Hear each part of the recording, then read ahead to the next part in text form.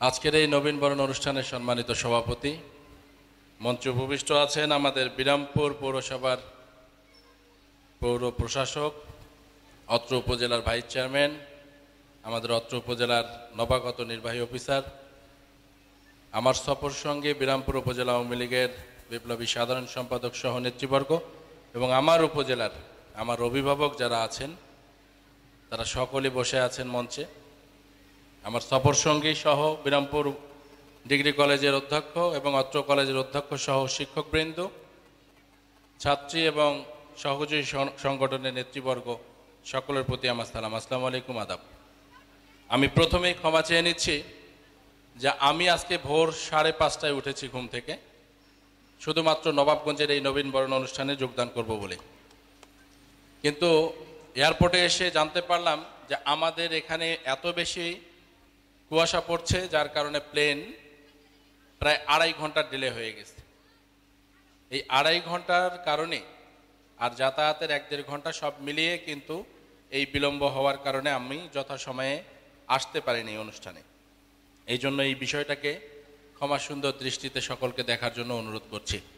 আসলে অনিচ্ছা সত্ত্বে এই ঘটনাটা ঘটে গেছে। আমি বুঝতে পারছি আমাদের স্টুডেন্ট যারা এখানে আছো তোমরা অনেকটা অধৈর্য হয়ে গেছো, কারণ গরম লাগছে। আমাদের এখানে 2টা ফ্যান, তারপরেও গরম লাগছে, তোমাদের তো লাগছেই মনে হয়।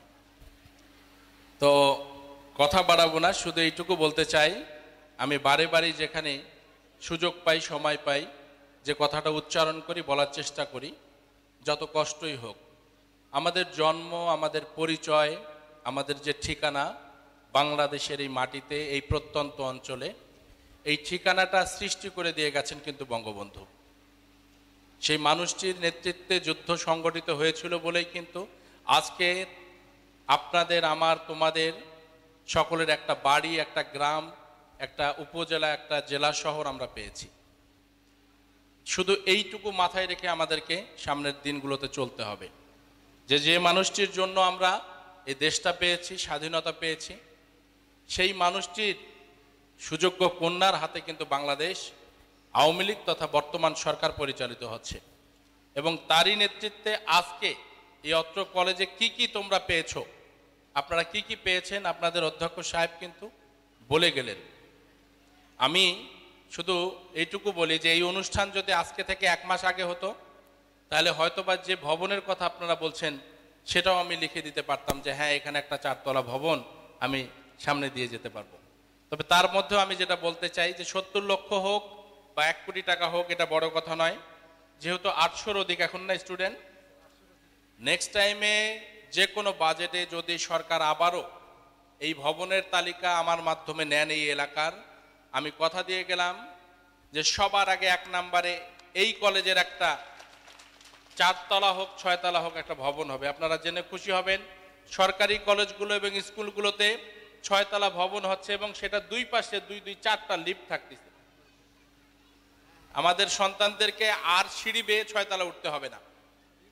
লিফট যে সরকারি প্রতিষ্ঠান আছে, বিরামপুরে পাচ্ছে একটা, আর একটা হাকিমপুর পাচ্ছে গার্লস স্কুলের, যেটা সরকারি হয়েছে। এবং আপনাদের কলেজেও কিন্তু ভবন হবে, সরকারি যে কলেজগুলো হচ্ছে সেখানেও ভবন হবে, যে ভবনগুলোতে লিফটের মাধ্যমে স্টুডেন্টরা ওঠানামা করবে। তাই তো যাই হোক, ইতিমধ্যেই সেটা ইন্সপেকশন হয়ে গেছে। এখন যে বিষয়টা, যে এখানে আমার শ্রদ্ধেয় শিক্ষক আমাদের আজিবার স্যার, আমার বিজ্ঞানের টিচার ছিল, এখনো মনে আছে একটা ক্লাসের কথা। উনি পরাগায়ন সম্পর্কে একটা লেকচার দিয়েছিল, পরপরাগায়ন, স্বপরাগায়ন। এটা এখনো যদি আমাকে বলা হয় আমি কিন্তু বলতে পারবো এখনো। তো উনি আমার শিক্ষক ছিল এবং ওনারই সন্তান আজকে বিসিএস ক্যাডার সার্ভিসের অন্তর্ভুক্ত হয়েছেন, পাশ করেছেন, এই কলেজেরই স্টুডেন্ট। এটা আমাদের জন্য যে কত সৌভাগ্যের ব্যাপার। এ শুধু একজন নয়, আমি এই নবীনবরণে এর আগেও এসেছি এবং সেটা সুখ এবং বেদনা দুটোই আমার মনে পড়ছে যে আমার সহধর্মিণীকে নিয়ে আসছিলাম আমি একটা সময়, সেই ছবিগুলো এখনো আমি দেখি মাঝে মাঝে। তো যাই হোক, কিছু কিছু স্মৃতি আছে, কখনো মধুর, কখনো কষ্টের, কখনো বা অনেক আনন্দের হয়। তো যাই হোক, এটার মধ্যে নিশ্চয়ই কোনো হয়তো বা ভালো কিছু আছে বলেই আল্লাহ সেইভাবে আমাকে পরিচালিত করছেন। আমি একজন মাত্র বিসিএস ক্যাডার এই কলেজ থেকে দেখতে চাই না। আমার হাতে যতদিন এই অঞ্চলের বাংলাদেশ সরকারের ক্ষমতা ন্যস্ত আছে, আমি প্রত্যাশা করি স্টুডেন্ট যারা তোমরা আছো তোমাদের সকলের কাছে যে তোমরা নিজেদেরকে এমনভাবে তৈরি করো তোমাদের ভবনের চিন্তা করার দরকার নাই। তোমাদের কলেজের শ্রীবৃদ্ধি করার জন্য কি কি দরকার, তোমাদের পরিচালনা পর্ষদ এবং তোমাদের সম্মানিত যারা শিক্ষক রয়েছেন তারা আমার সঙ্গে যোগাযোগ করবে। তোমরা শুধু রেজাল্ট দিয়ে তোমাদের অবস্থানটাকে তোমরা দৃঢ় করো। নিশ্চয়ই তোমাদের সকল চাওয়া পাওয়া তোমরা যেটা কল্পনা করো নাই, বর্তমান সরকারের প্রধানমন্ত্রী জননেত্রী শেখ হাসিনা সেই চিন্তা ভাবনাগুলো কিন্তু করে রেখেছে। আজকের এই সমৃদ্ধির বাংলাদেশ, আজকের এত সুন্দর পরিবেশ, এটা আজকে থেকে 5-10 বছর আগেও কিন্তু আমরা দেখি নাই, ছিল না। একটা কলেজ যে এখানে 50-60-70 হাজার টাকা খরচ করে একটা নবীনবরণ অনুষ্ঠান, এটা কল্পনারও বাইরে ছিল। আমাদের সেই সক্ষমতা আসছে, আমরা করতে পেরেছি, বাংলাদেশ এগিয়ে যাচ্ছে। বাংলাদেশের মানুষের আজকে ক্রয় ক্ষমতা এবং নিজের অ্যাবিলিটি এত ভালো পর্যায়ে চলে আসছে যে আজকে তোমার আমার পোশাক দেখলে বোঝা যায় যে আমরা কত শান্তিতে আছি। আমার তো মনে হয় এখানে যারা স্টুডেন্ট আছে ম্যাক্সিমাম প্রায় 75% সবারই হাতে ফোন আছে, সবাই ফোন ইউজ করো তোমরা। আর মিথ্যা কথা বললে হবে না, আমি জানি যে হোস্টেলে ফোন ইউজ করা যায় না, চুপচুপ করে কে কে ইউজ করে এগুলো আমাদের কাছে তথ্য আছে, আমরা জানি সেগুলো। তো যেটাই হোক ফোন ইউজ করা যাবে, কিন্তু সেটা ভালোভাবে করতে হবে। অ্যান্ড্রয়েড সেট পুরো পৃথিবী তোমার হাতে, পৃথিবী তোমার হাতে মানে তুমি যা ইচ্ছে তাই করবে তা কিন্তু নয়। তুমি তোমাকে এমনভাবে রিপ্রেজেন্ট করো, তোমার পোস্ট তুমি এমনভাবে দাও, তোমার বিশেষ কিছু ভালো দেশের জন্য, দশের জন্য, তোমার পড়ালেখার জন্য এমন কিছু লেখো যেটার জন্য তুমি তোমার সমাজ, তোমার কলেজের কাছে সমাদৃত হও। তো আমি আর কথা বাড়াবো না।